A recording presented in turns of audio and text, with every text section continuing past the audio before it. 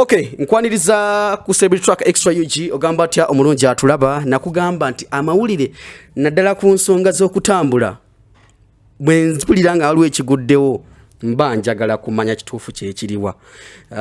Olunaku olwaleero ekiwandiiko okuva eri ewa ambassador wa America mu ggwanga Uganda kifulumye. Jjukire maliga kwawo waliwo ebigambo ebyayogera nti Muna-Uganda kijja wajja tuuka ekiseera nga Muna-Uganda oba ogenda kufuluma waliwo ze bayita ties. Olina okulaga biki byolese mu Uganda. Waliwo n'omusingo guli gwe twayogerako ogw'omutwalo gumu iziso omutwalo gumu n'ekitundu ng'ogenda okufuluma. Ne bategeeza Uncle Harvey yantegeezaako nti si buli omuntu alina ogusasula. Naye leero ennaku ze balambika okubanga enteekateeka n'etandika etandise n'oza lunaku lwaleero. Bino si nze mbitegeere nnyo okubinnyonnyola. Buli weeba nga waliwo ekintabuseeko mu nsonga ezo mba n'omukugu. Uncle Harvey alazeewo njagala mufune wano tulabike nti ensonga tuzikwasanya bulungi nnyo. Atunnyonnyole mu mbeera eno yonna kiki bategeeza ekiwandiiko kino kitegeeza yaki eri Muna-Uganda atulaba olunaku olwaleero. On set ngenda beera ne Uncle Harvey owa Harvey World Travel era nga bw'omulaba omukulu twamufunye dda agenda kuba atubuuzaako ayongere okutumulunguliramu mu kiwandiiko kino kitegeeza ki eri Muna-Uganda abadde agoba ku visa ya America kitegeeza ki yasinga obitegeera nze sinze abitegeere nnyo. Uncle Harvey, welcome on the show. Live on Celebrity Track. Ubale kubanga kwoli buza kubatulaba. Sebo nsanyusa okunchaza ku Celebrity Track. Yes. Era sebo kwebaza okwembracinga technology kubanga kati omulembe gwe tuliko guli digital. Era kino kyokoze sebo it's a plus on your social media handles. Like ne company yo yonna sebo. Wow. Era okusinzira ku nsonga gy'obadde ombuuzizzaako. Leero Pope William ambassador wa US wa Uganda akoze press conference nga briefinga ku ggwanga eri Uganda byonna ebibaddewo ebbanga lino emyezi ng'esatu emabega. Myezi esatu kwena kubanga mubaddemu ebintu bingi. Administration ya Trump ekyusizza policies nyingi naddala abo abatambuza abaagala okugenda mu America. Era emabega ddala ekyasookera ddala kujjawo visa y'emyaka 2 n'agifuula ey'emyezi 3. Yali ey'emyaka 2 ogifuula ey'emyezi 3. Ekyo nakyo mu kiwandiiko bakyogeddeko. Nayogera ku visa bonds $50,000 mu kitundu. Era mu kiwandiiko kye kimu n'atangaaza ku immigrant visas abo abagenda okubeererayo ddala mu America bazipoozinga. So abadde atangaaza ebyo byonna ebibaddewo changes ezibaddewo mu press conference eno kyebaddeko. Ebadde yogera ku bintu ebyadde byakakyuka mu timu eya US. Baadde tatuwangayo press conference nga byonna ebigatta. Naye leero afulumiza ekiwandiiko nga buli kimu akyogerako era nga buli kimu akittaanya. Era ng'alaga byatandise okukola. Bitandise ddi? Olwedde byatandika dda kuba kati abantu bafuna visa za myezi 3. Myezi 3. Luli tutunulire Uncle Harvey. Luli visa zaali za myaka emeka nga bw'oba ogenda mu America visa esookerwako gye bakuwadde oba kuwa ya bbanga ki? initial ogenda mu America bali batuwa emyaka 2 multiple entry osobola okugenda noberayo emyezi 6 n'okomawo nomala noddayo emyaka egyo ebiri tekitegeeza nti okkirizibwa okugenda n'obeera mu America for 2 years naye okkirizibwa okugendayo oluvannyuma lwa myezi 6 multiple entries ng'osobola okugenda n'okomawo noddayo ku visa emu naye Donald Trump yagenda n'agamba why naffe tuba tuwa America okujja ne Uganda tubawo emyezi 3 single entry n'agamba lwaki nze mbawo emyaka 2 nga mwe mumpa 3 naga let me reciprocate kankole mwe kyemukola sebo naye n'atujjayo ku myaka 2 n'atuwa emyezi 3 single entry era buli agenda mu America agendayo omulundi gumu waavaayo taddayo waba yakuddayo agenda kwembase n'asala visa so byabadde attaanya mu kiwandiiko kino mu press conference eno gyayise leero wano wabeeranga ne visa katugambe bakuwadde emyaka 2 multiple means ofuluma n'oyingira ogendayo n'okomawo n'oddayo emirundi gyonna gy'oyagala until your visa expires. Kino kigenda ku affectinga kitya abantu bano mbadde mbala nti bwenjiyisaamu bwenti nze okumpanulayo mujja kuleeta soup mujja kunjayo na nnyondo. No, of course ekyo tekirina kyamaanyi kikyakozesezza wala kyakozesezza ffe abadde bagenayo ntukomawo. Kubanga ye omuntu adagenda ayagala visa ya America agenda alaalire n'owafuna ya lunaku lumwe mukolera. Kubanga gwe divorce oyagala visa ya week emu ogende todda. You just need an entry permit to the United States. Naye kati nze adalinayo business nga ngenda n'embeerayo emyezi 6 n'enkomawo n'enzirayo kyankosezza nnyo. Oba ntegedde bulungi? Nkufuna. So kati multiple visa ebadde esevinga obudde nga bwoyagalira woogendera. Naye kati wemanja agenda mu America kitegeeza nina ogendayo wenvaayo siddayo nina kuddamu kusaba visa ndala. So kati ekyabadde attaanya mu press conference y'olwaleero era nekyo ekiwandiiko ky'olabye nga kitambulira ku mitimbagano egy'enjawulo. Ebadde press release ebadde tambula ebadde press release yes nga ttaanya ensonga zonna ezibadde within this period Donald Trump changes zataddewo mu nsi y'okutambula. Tunulire era genda maaso era mu kiwandiiko kyekimu ayogedde pause yateeka ku immigrant visas. Immigrant visas kitegeeza ze visa ezitwala abantu mu America for permanent stay. Bagenda kubeererayo ddala tebagenda kudda. America erina visa types 2 erina non-immigrant visas ne immigrant visas zezine zikutwalayo immigrant visas zezine zikutwalayo for permanent stay ng'ogenda kubeerayo ddala. For example nga K1 visa nga olina fiance wo n'akuwasa oba ogendedde ddala kufuna butuuze. N'ateeka pause ku DV lottery oba kye bayita DV lottery ate bawininga green card akalulu ezo zonna zigwa mu immigrant visas. N'aziteekako pause. N'ebyo byonna bihappening within this period.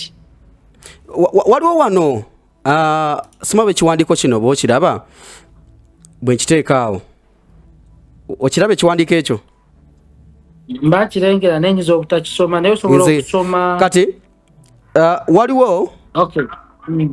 As of January 21st of January 2026, Trump administration yes, expanded okirabye. Yes, as of, okay, let me read it. As of January 21st, 2026, the Trump administration expanded the visa bond program to additional countries, including Uganda, based on a range of immigration risk factors. Ugandans who are otherwise eligible for a B1, B2 business or tourist non-immigrant visas are now required to post a refundable bond of up to $15,000 before the visa can be issued. Awo olaba wano wendaba omuntu atulaba wano awali omutwalo gumu n'ekitundu wano guno gulu refundable. Katuddize mu Luganda akantu ako Uncle Harvey. Okay, kati bagambye okuvanga 21 January omwezi oguwedde Donald Trump yateekawo ekiragiro n'agamba nti omuntu okumuwa B1, B2 visa or tourism visa bano abagendayo for visit or conference bagenda kuba babasaba okuteekayo $1,000 ogwa dola nga gulwenjinga ku 15,000 $1,000 okusinziira konsula kyabakulabyemu era omukulu divorce kutegeeza wano ku Harvey World bakiransi bafe abasinga bonna bazibasabye ku Harvey World era wogenda n'okola interviews konsula waddemba okusaba ssente zino oba n'atazikusaba okusinziira ku travel history bw'oyina oba ne ssente z'olina ku account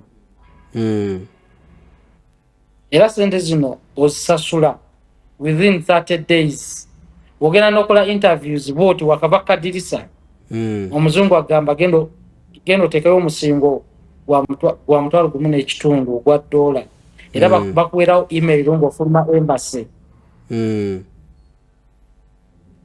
nga email eyo erimu attachment nga mu attachment mulimu link gy'olina okusasulirako ssente ezo nti wogenda n'okomawo n'otavayoletinga visa rules ssente zo bazikuddiza $1,500 ogwa dola omuntu omutemera teramu awulira buwulizi $1,000 tuli mu ssente nga mmeka ezo z'abagenda okuleka kati 5,000 omaye basaba 5,000 $1,000 5,000 eza dola ziringa $18,000 omutwalo gwa dola ziri $6,38 depends on okusinziira ku exchange rate $1,000 ziringa $5.54 million. ne baba ofunye visa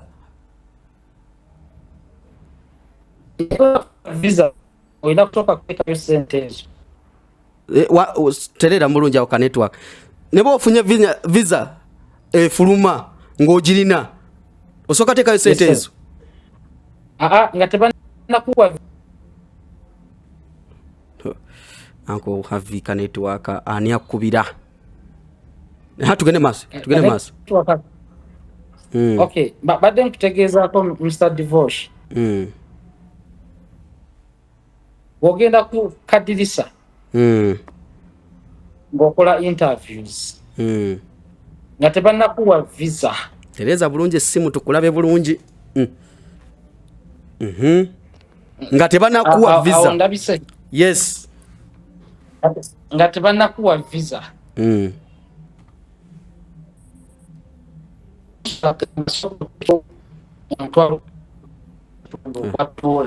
kanetwaka ani akubira tugende maaso tugende maaso nakuwa visa bakusaba osooka oteekayo ssente ezo bakuwa ennaku 3 ssente ezo ng'omaze oziteekayo naye katwiki kali nti ssente zino oziteekayo ng'ennaku 3 ziri kumpi kuggwayo baddembe okukuma visa kubanga bali tuziina osoose kutunda bibanja bya jjajjaawo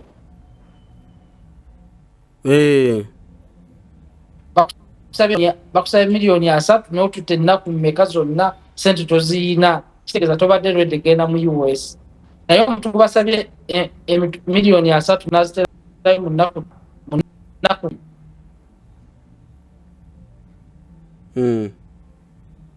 kitegeeza available for US visa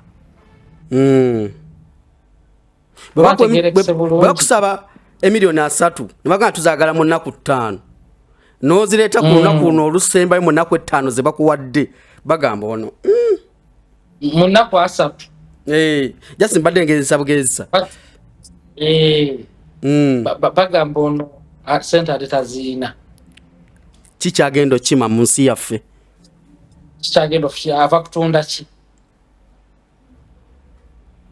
ekitegeeza nti obanga ogenda kulaalira omuntu ali financially okay kubanga ateekayo miliyoni 19 mu wiiki emu nnaku 10 oba omaze oziteekayo kuba tugenda kukozesa zi visa card zaffe credit cards ne debit cards era ogenda n'okomawo sente ezo sente ezo zikomawo ku akawunti yo bw'otakomawo ezo zebatandikirako okunoonyezaako kwebatandikira nze mbale manyi nti mba mbasasudde kati ngende nembeerayo kale ezo tebazikuddiza naye bakunoonya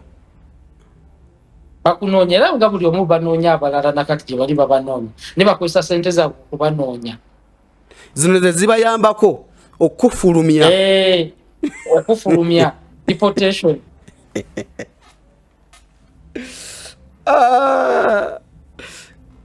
Amerika ng'efuuse enzibu Amerika bulijjo nzibu eyongedde okukaluba ekalubye nnyo naye ate kino ekya visa bond kigenda kwanguyiza abantu abalinamu kasete ogenda mu Amerika banyumirwe bakumewo ate ffe era naawe kuba kati wooteekayo visa application ne bakuwa visa ng'olinayo omukwano gwo ankuhavi asobola okuteerayo miliyoni 3.5 bajja kuzinziriza era weziva ku ATM yange zijja kudda bwe ngenda n'enkomawo bw'ogenda n'okomawo naye otakomawo oba okoze bubi Uncle Harvey kansigale nga ngoba ku byaffe eby'Schengeni Amerika yo egiredde ebbali Amerika ogitadde egiredde ebbali nze konoofulumya n'engenda e Paris n'engenda e Belgium n'engenda e Netherlands Amerika njagazaaki sina kyenjagaza naye sibona zino ensi endala na zino zi France nga nazo zafuuse enzibu eriwo ennyangu kati teriiwo okujja ku Kenya zonna ensi zino zafuuse enzibu naye nga tugenda tambula divorce olina okutambula nze kasita oŋŋamba amina nabagamba nti omusajja oyo gwolaba atudde awo gwe obadde n'ekizibu naddala mu visa consultation oyagala okumanya ebikwata ku visa Europe gy'oyagala okugenda omanyi bakola ki kye beetaagisa okufuna visa eyo oyagala genda Canada biki ebyetaagisa basooka kukusomesa Uncle Harvey njagala abantu bana batulaba soka tubabulire ku services za Harvey World Travel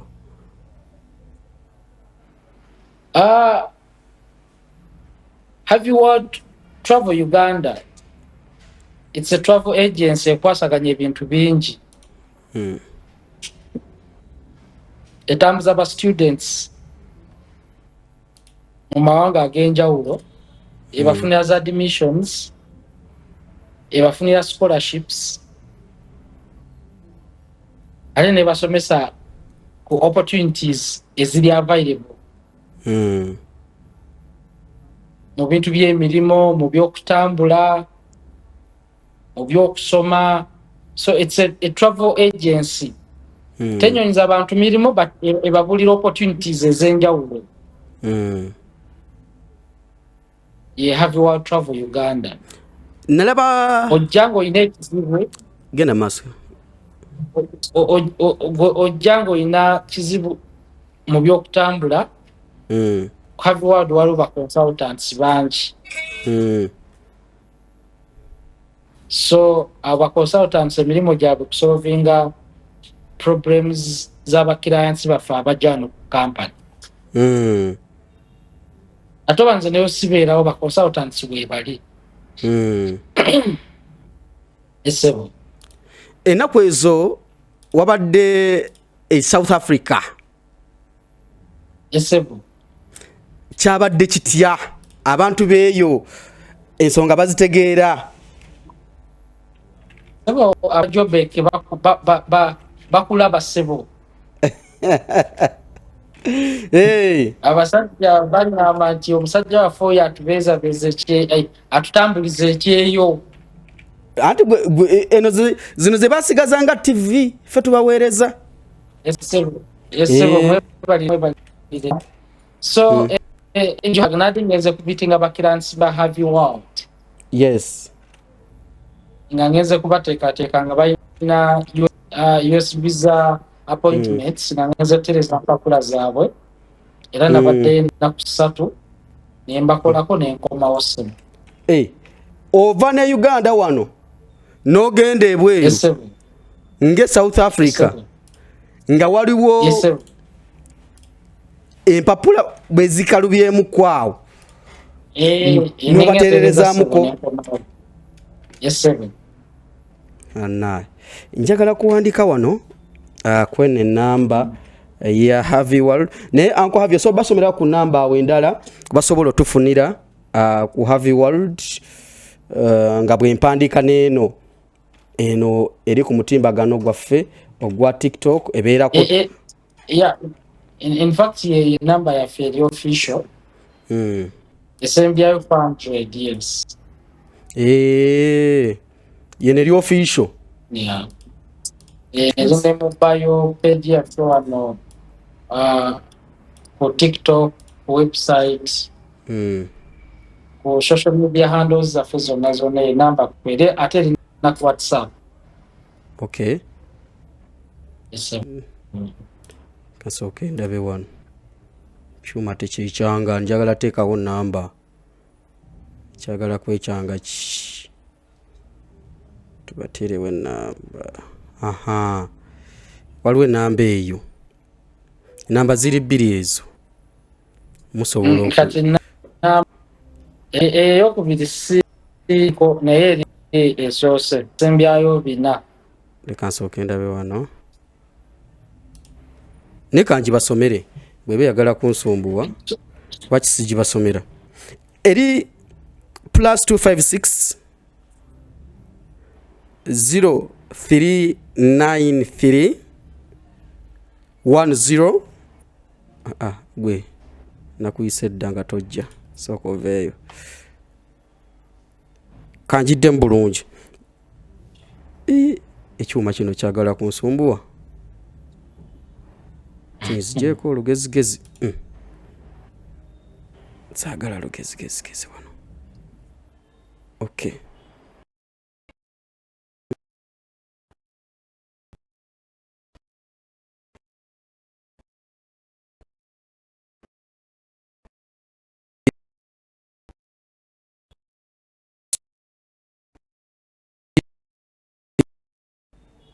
Nine 3 10 24 00 mujiwulidde bulungi mikwano gyange 0 erina ku WhatsApp Erina ku WhatsApp. everywhere eri ku WhatsApp akwavi yes okay.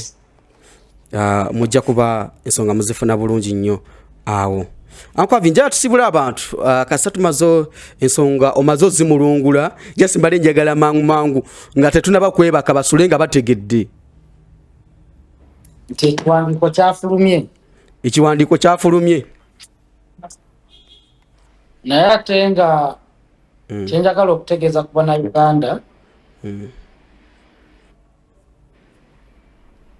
kino ekya visa bonds okuteekayo omusingo kyo kyayanguyiza visa za Amerika kwaba balina kasente kubanga ndaba buli agendayo bagimuwa ate buli bagikuwa kitegeeza obeera eligible to travel to the United States. Yes. Kati gwe kikusalako kugamba teekayo sente zino nga toziyina.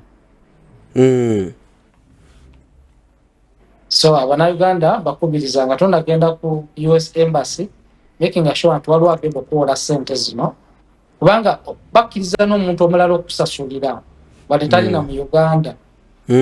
N'omuntu akuyise mu Amerika asobola okusasulira sente zino omala okgenda n'okomawo nga zimuddizibwa.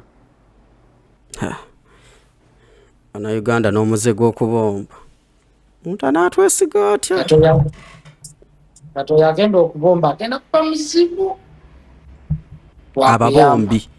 ababombi ba divorce simanya agenda baya sigenda bamba nze nkyaliwo wano nkyasooka kukamula Uganda sooke njikamule bulungi esebo ate nga tukyakwetaaga kubanga abaana South Africa bakwenyumirizaamu nnyo.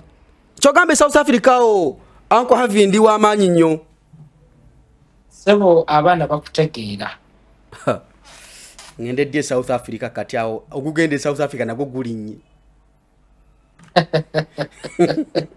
So Abannayuganda mwenna abagoberera divorce yes sir.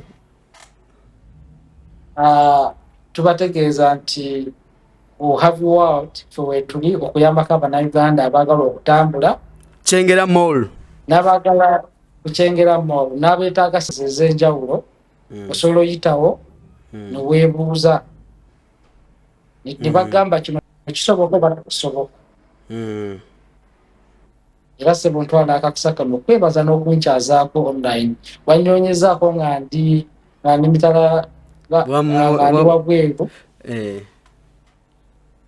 ne nkusuubiza nti sebo naaba nkomyewo tujja kuwayamu era nkufunye era sebo neyanza okunoonyaako ate na kino platform gyewataddewo sebo eyotufunako online wetuli interview nsogikola wano wendi nga naawe oli ne bakufaamuyo ne bakufaamuyo nga waliwo ekiguddewo nga nze nteekako sebo neyanza nnyo neyanze. Amina sebo bale kujja kukyala ku mukutu guno nobako byotangaaza kankwagaliza kawungeza kasufu abaana kuchengeramo olwawo abaki KFC awo kintu bakigire bagire ono boise sebo ojagena ne bucket kale akwagalize akawungeza kalungi Uncle Harvey webale kujja nobako byotangaaza mu mbeera eyo yonna. So ensonga muziwulidde bulungi abadde batugoberera okuva twatandikidde twali tutunulira ku kiwandiiko ekyafulumiziddwa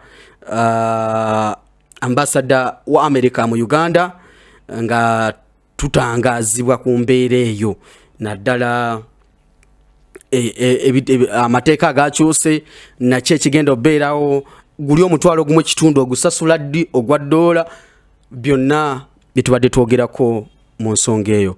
Ndowooza ne bwe mbaagaliza akamugeza kasufu mbeere bulungi mweraba tukwatagana olunaku olw'enkya olwaleero ndowooza tukome wano tutubafiirako nnyo tukwatagana olunaku olw'enkya era ensonga tuddemu tuzikwasaganye mu mbeera y'emu naye tetuyinza kwebaka kati amawulire gaggwa buli ddakiika tetuyinza budde bwakaki e Uganda tomala ganyuka kati musule bulungi mweraba.